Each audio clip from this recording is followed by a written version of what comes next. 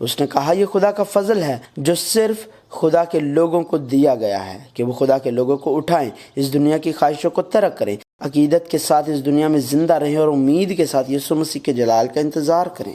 ابدی اور غیر متغیر کلام خدا۔ ایک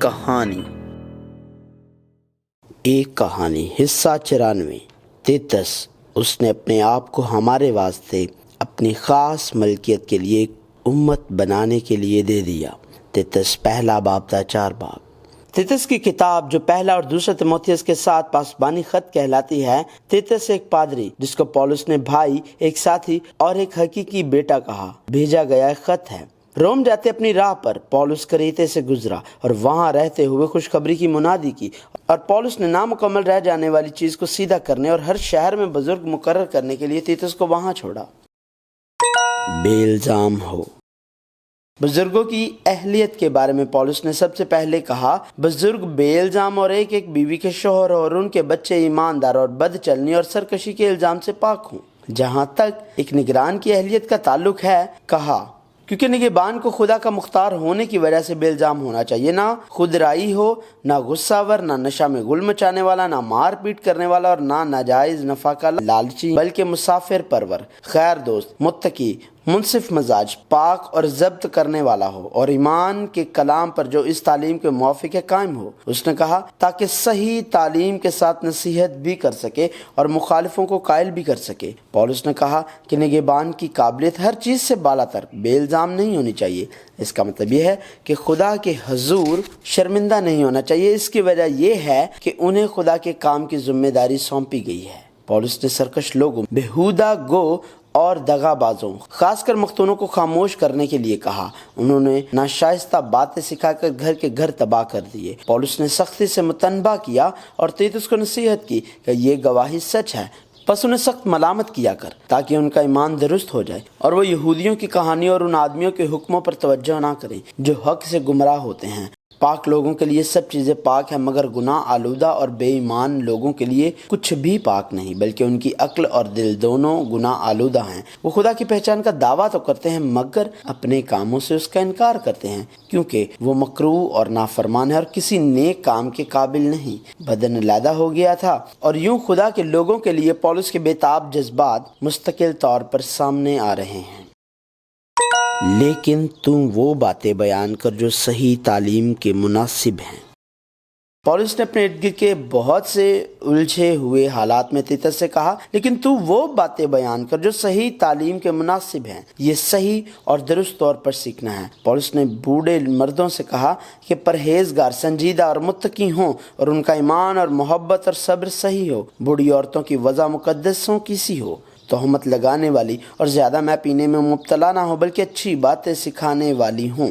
نوجوان عورتیں اپنے شوہروں کو پیار کریں، بچوں کو پیار کریں اور متقی اور پاک دامن اور گھر کا کاروبار کرنے والی اور مہربان ہوں اور اپنے اپنے شوہر کے تابع رہیں تاکہ خدا کا کلام بدنام نہ ہو۔ اور جوان آدمیوں کے لیے سب باتوں میں اپنے آپ کو نیک کاموں کا نمونہ بنا۔ تیری تعلیم میں صفائی اور سنجیدگی اور ایسی صحت کلامی پائی جائے جو ملامت کے لائق نہ ہو، تاکہ مخالف ہم پر عیب لگانے کی کوئی وجہ نہ پا کر شرمندہ ہو جائیں۔ اور نوکروں کو نصیحت کر کہ اپنے مالکوں کے تابع رہیں اور سب باتوں میں انہیں خوش رکھیں اور ان کے حکم سے کچھ انکار نہ کریں۔ چوری چالاکی نہ کریں، بلکہ ہر طرح کی دیانتداری اچھی طرح ظاہر کریں، تاکہ ان سے ہر بات میں ہمارے منجی خدا کی تعلیم کو رونق ہو۔ یہ اس زمین پر رہنا ہے، لیکن خدا کے لوگوں کی طرح، دنیا کے نمک اور روشنی کی طرح، جس نے اپنے آپ کو ہمارے واسطے دے دیا۔ پولس نے اس ایمان کے جو اس روحانی جنگ کے دوران تیتس کو ہونا چاہیے صحیح نظریے کی بات کرتے ہوئے کہا، کیونکہ خدا کا وہ فضل ظاہر ہوا ہے جو سب آدمیوں کی نجات کا باعث ہے اور ہمیں تربیت دیتا ہے تاکہ بے دینی اور دنیاوی خواہشوں کا انکار کر کے اس موجودہ جہان میں پرہیزگاری اور راست بازی اور دینداری کے ساتھ زندگی گزاریں اور اس مبارک امید یعنی اپنے بزرگ خدا اور منجی یسوع مسیح کے جلال کے ظاہر ہونے کے منتظر رہیں۔ اس نے یہ بھی کہا کہ یسوع مسیح نے اپنے آپ کو ہمارے واسطے دے دیا تاکہ فدیہ ہو کر ہمیں ہر طرح کی بے دینی سے چھڑا لے اور پاک کر کے اپنی خاص ملکیت کے لیے ایک ایسی امت بنائے جو نیک کاموں میں سرگرم ہو۔ یہ وہی ہے جو خدا نے کہا، میں خداوند تمہارا مقدس کرنے والا ہوں، جو تم کو ملک مصر سے نکال لایا ہوں تاکہ تمہارا خدا بنا رہوں۔ میں خداوند ہوں۔ پولس نے ان لوگوں سے کہا جو ہمیشہ جھوٹے موذی جانور عہدی کھاؤ ہوتے ہیں، انہیں خدا کی تقدیس کو بولنا اور بیان کرنا ہے تاکہ ان کو یہ سکھائیں کہ وہ کسی کو بھی پورے اختیار کے ساتھ سرزنش کر کے ان کو حقیر نہ سمجھیں۔ انہیں دنیا کے بہاؤ کے بالکل مخالف جانا ہے۔ ہم ہمیشہ کی زندگی کی امید کے مطابق وارث بنیں۔ پولس نے تیتس سے کہا ان کو یاد دلا کہ حاکموں اور اختیار والوں کے تابع رہے اور ان کا حکم مانے اور ہر نیک کام کے لیے مستعد رہیں، کسی کی بدگوئی نہ کریں، تکراری نہ ہو بلکہ نرم مزاج ہوں اور سب آدمیوں کے ساتھ کمال حلیمی سے پیش آئیں۔ ایک بار پھر اس کا مطلب یہ ہے کہ اس دنیا میں زندہ رہو لیکن خدا کے لوگوں کی طرح رہیں جن کے پاس ان کے بادشاہ کے طور پر خدا ہے۔ اور اس نے کہا ہم بھی پہلے نادان، نافرمان، فریب کھانے والے اور رنگ برنگ کی خواہشوں اور عیش و عشرت کے بندے تھے اور بدخواہی اور حسد میں زندگی گزارتے تھے، نفرت کے قائل تھے اور آپس میں کینہ رکھتے تھے۔